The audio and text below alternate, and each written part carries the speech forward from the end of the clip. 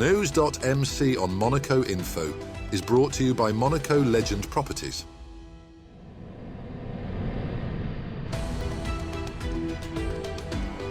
Bringing you news on Monaco's economy, culture, sports and more. Welcome to NEWS.MC, your English rendezvous on Monaco Info. Coming up on NEWS.MC, discover past week's top stories and meet the people who make Monaco. Hi, my name is Olena Prikotko. I'm the co-founder of the British School of Monaco, and you're watching News.MC on Monaco Info. What's been making headline in the past week? International residents gathered in Monaco on May the 21st for a discussion focused on the Principality's attractiveness as a place to live, work and invest. The event invited residents to share their experiences of settling in Monaco and explain what motivated their move.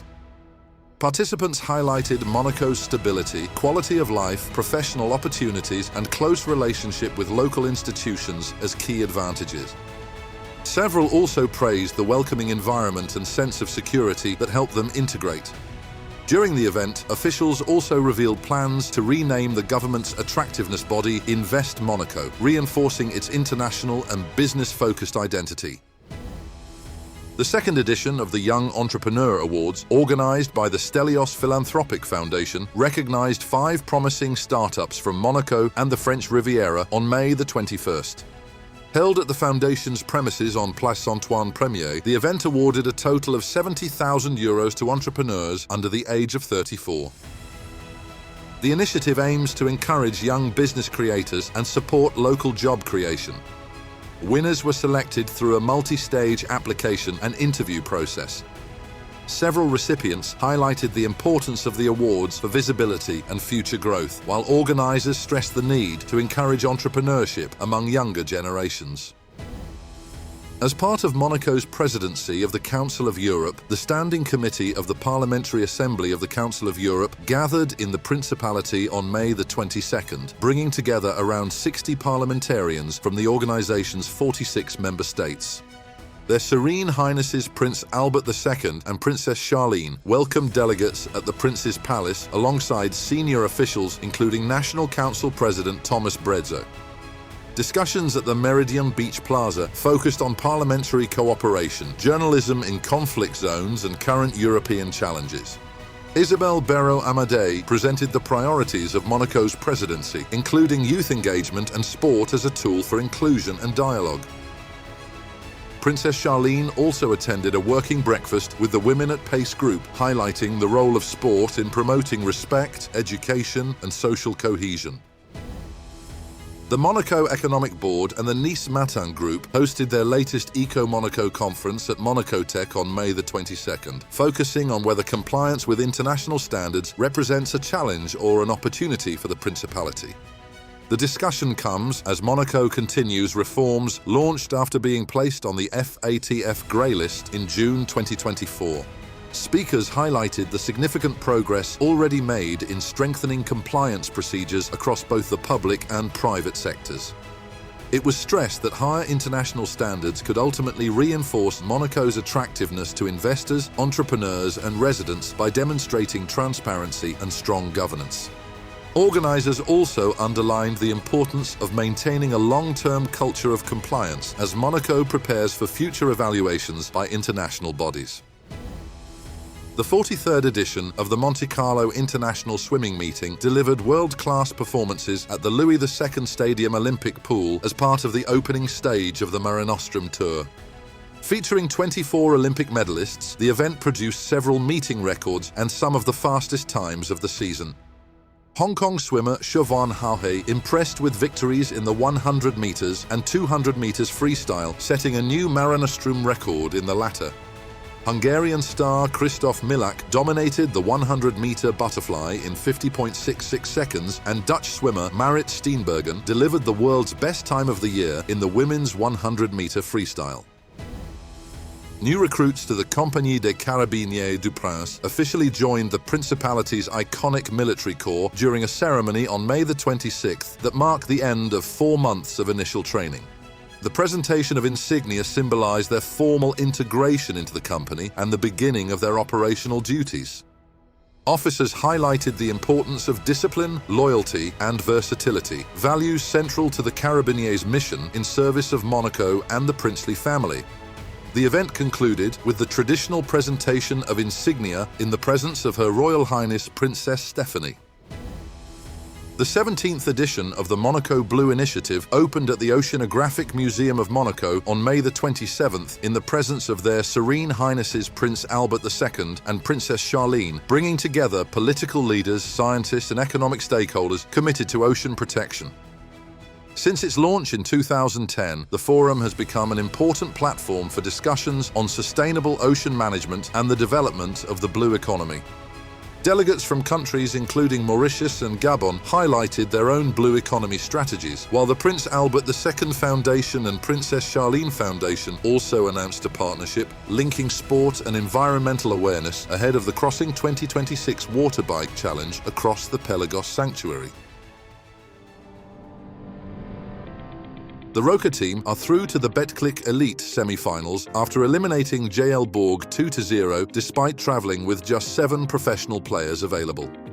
Monaco first secured an 81-75 win at Gaston Médecin on Monday, May 25th, before producing a superb attacking display to claim a 114-103 victory away at Equinox on Wednesday, May 27th. Elia Kobo starred across the series, including a dominant 21-point 11-assist performance in Game 2, while Matthew Strazel and Jaron Blossomgame both added 22 points in the decisive victory. Yoann Makundu and Terry Tapi also played key roles as Monaco showed remarkable resilience to book a semi-final clash against Nanterre. Next up, our exclusive interview with the personalities making the Principality. Hi, my name is Olena Prikotko. I'm the co-founder of the British School of Monaco. I was born in Ukraine, in the city called Kharkiv, which is the eastern part of Ukraine. And I lived there until I was 16. And I had a really, really happy childhood because, I have 2 lovely parents. I went to a really nice school. And I traveled a lot when I was a kid. So I remember when I was maybe 7 or 8, I used to go to the UK with my mom quite a lot. And I always wanted to move and study somewhere abroad. So that was my kind of childhood dream since I was very little. I always wanted to be an entrepreneur, always. My dad was an entrepreneur. My mom was a professor of law, quite a famous one in Ukraine. But I always wanted to have my own business. I remember I used to tell my dad that I wanted to do this. I think leadership qualities, they have to be developed, but I think it's something that you're also kind of born with. I moved to France when I was 16. I finished school when I was 16, and I went to University of Nice because I used to go to Nice to learn French for several years before that. So I love Nice. I loved Nice. I loved France. There was a film, Angélique Leroy, the old movie, the French movie, and I heard the French language at some point on the TV because the translation disappeared, and I just heard the French language. And I told my mom, that's it, I'm gonna learn French. So that's how I was maybe 10, 11, I started learning French. And then I went to a French university and I did law in Université de Nice, so I have a master's in law from French university. In 2016, we opened Modlex, which is a company that provides academic support, tutoring, preparation for exams. We used to do also homeschooling for the families who didn't want to take their kids to the school, or for example, for professional athletes that simply cannot go to the school because of their schedules. And then in 2022, the business turned into something new. Now we own the British School of Monaco. We opened it 3 years ago, and we have around 150 kids, and we have early years, we have primary, we have secondary, and we have an individual program. So it kind of grew pretty fast. We're very happy about that. We do a British national curriculum. So at the moment we are starting our first year of IGCSE next year. So the first cohort of kids are starting year 10 in September. And then we're going to be doing A-levels from September 2028. It's actually my husband's idea, the British School of Monaco. And it was also a natural development of what we were doing before.